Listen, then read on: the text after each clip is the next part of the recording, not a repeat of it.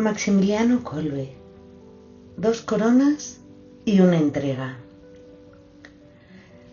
San Maximiliano nació en 1894 en una Polonia herida por la ocupación y las tensiones políticas.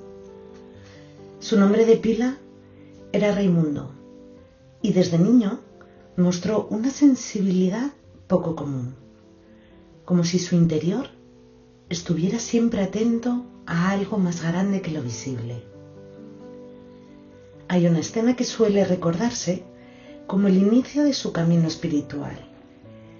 Siendo aún muy niño, tras una travesura que hizo enfadar a su madre, ella le preguntó qué sería de él en la vida. Aquella pregunta, simple en apariencia, quedó resonando en su alma. Poco tiempo después, Raimundo tuvo la experiencia que marcaría toda su existencia. Según él mismo relató, se le apareció la Virgen María y le ofreció 2 coronas, una blanca, símbolo de pureza, y otra roja, símbolo de martirio. Le preguntó cuál deseaba y él respondió: las 2. Esa elección fue el hilo conductor de toda su vida. No se trató de una emoción pasajera, sino de una entrega consciente, profética. Entró en la vida religiosa franciscana y tomó el nombre de Maximiliano. Desde muy joven mostró una inteligencia brillante y una energía incansable. Estudió en Roma, donde se doctoró en filosofía y en teología, pero su verdadera pasión no era el reconocimiento académico, sino la evangelización. Tenía una visión profundamente moderna. Entendía que el mensaje espiritual debía utilizar los medios de su tiempo.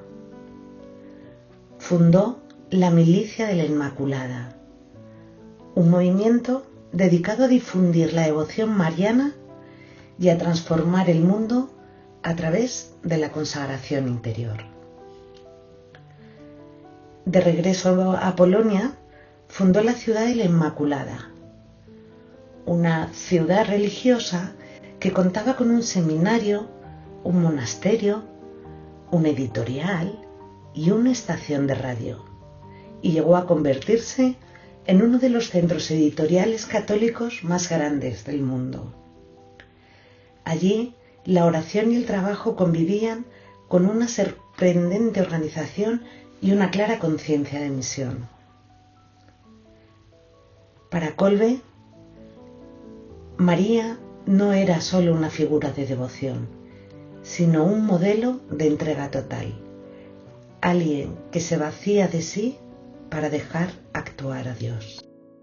Pero su impulso misionero no se detuvo en Europa, viajó hasta Japón, donde, contra todo pronóstico, logró fundar otra ciudad de María y publica la revista Caballero de la Inmaculada en japonés, en un contexto cultural completamente distinto. Este gesto revela algo esencial de su carácter, una confianza audaz, casi desarmante, en la providencia. Kolbe no parecía moverse por cálculos humanos, sino por una intuición espiritual que lo llevaba a actuar incluso en medio de la incertidumbre. La Segunda Guerra Mundial marcó el punto de inflexión definitivo.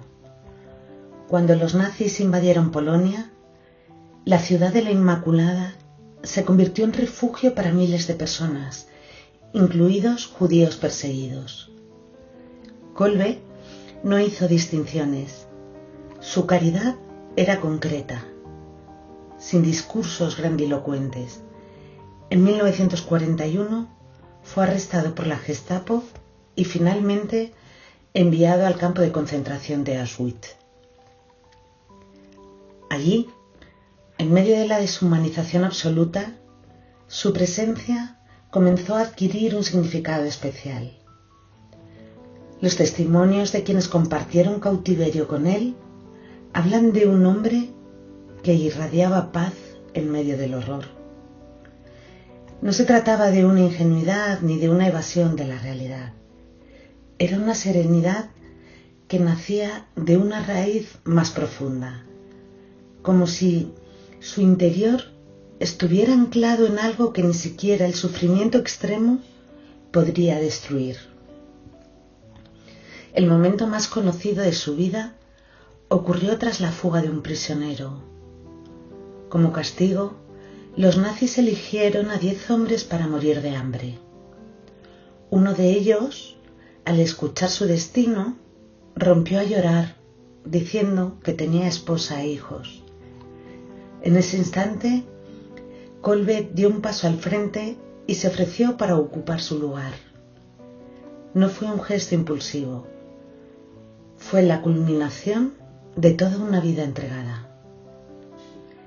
En el búnker del hambre, donde los condenados eran dejados sin alimentos ni agua, Kolbe no murió. Durante días acompañó a sus compañeros con oraciones, cantos y palabras de consuelo. Aquel espacio de muerte se transformó, según los testigos, en un lugar de recogimiento y casi de liturgia. Finalmente, tras 2 semanas, fue ejecutado con una inyección letal el 14 de agosto de 1941. Su muerte no fue simplemente un acto heroico en el sentido humano, fue la expresión más pura de su carisma, una espiritualidad centrada en el amor que se entrega sin reservas. Kolbe no buscó el sufrimiento, pero cuando éste se presentó, lo abrazó como una oportunidad de vivir hasta el extremo aquello en lo que creía. El carisma de Maximiliano Kolbe no se entiende plenamente si se mira solo como una suma de acciones extraordinarias. Su grandeza no está únicamente en el sacrificio final, sino en la coherencia profunda de toda su vida. Desde aquel niño que aceptó las 2 coronas hasta el hombre que ofreció su vida en Auschwitz. Hay una línea continua, la disponibilidad total. En un mundo que a menudo valora la autosuficiencia y el control, Kolbe propone algo totalmente distinto. Propone la entrega. Pero no una entrega pasiva o resignada, sino activa, creativa, incluso audaz. Él no se limitó a soportar la realidad, la transformó desde dentro, utilizando los medios disponibles, contribuyendo, organizando, soñando. Su devoción a María también revela una dimensión profunda en su espiritualidad. Para Kolbe, amar a María era aprender a amar como ella, sin apropiarse, sin imponerse, dejando espacio para que Dios actúe. Esta actitud implica una especie de descentramiento del ego, algo que hoy resulta especialmente desafiante. En una cultura que insiste en afirmarse constantemente, él invita a vaciarse para poder amar mejor. Su vida nos plantea una pregunta incómoda pero necesaria. ¿Hasta dónde estamos dispuestos a amar? No en teoría, sino en lo concreto, en lo cotidiano, en las decisiones que implican renuncia. Kolbe no se convirtió en mártir de un día para otro. Su gesto final fue posible porque toda su vida había sido un entrenamiento en el amor. Quizá lo más sorprendente de su figura es que su santidad no tiene un aire distante o inalcanzable. Aunque sus acciones puedan parecer extraordinarias, nacen de algo profundamente humano. la capacidad de reconocer al otro como digno de todo, incluso de la propia vida. En ese sentido, su testimonio sigue siendo actual. Maximiliano Kolbe no dejó grandes tratados espirituales ni sistemas complejos de pensamiento. Dejó algo más sencillo y más difícil a la vez. Un ejemplo que no se impone, pero que interpela, que no exige admiración, sino respuesta. Y tal vez ahí reside su mayor legado, en recordarnos que el amor, cuando es verdadero, siempre encuentra la forma de darse, incluso en las circunstancias más oscuras.